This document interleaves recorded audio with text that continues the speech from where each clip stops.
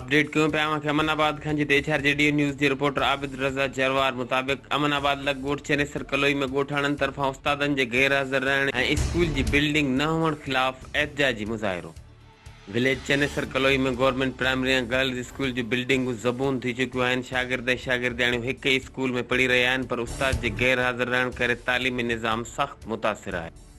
ॻोठाणनि असलम कलोई, मुबीन कलोई ऐं ॿियनि ॿुधायो त उस्ताद जे ख़िलाफ़ कुझु वावेला कयूं या दरख़्वास्त ॾियूं था त उस्ताद सुपरवाइज़र खे 2000 रुपया ॾेई वीज़ा ते हलंदो वते थो। 1960 में मंज़ूर स्कूल में इन वक़्तु 70 ॿार दाख़िल आहिनि ऐं कच्ची दाख़िला में 3 ॿार आहिनि, पर अफ़सोस जो PP गवर्नमेंट जी नाअहली सबबि बदियुनि जा अक्सर स्कूल बंदि आहिनि।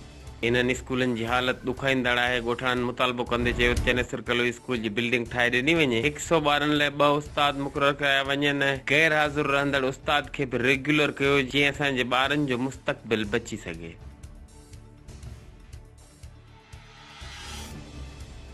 HRJDA न्यूज़ ते इन वक़्त ताईं बस एतिरो ई। वधीक ख़बरनि ऐं अपडेट्स लाइ ॾिसंदा रहो HRJDA न्यूज़।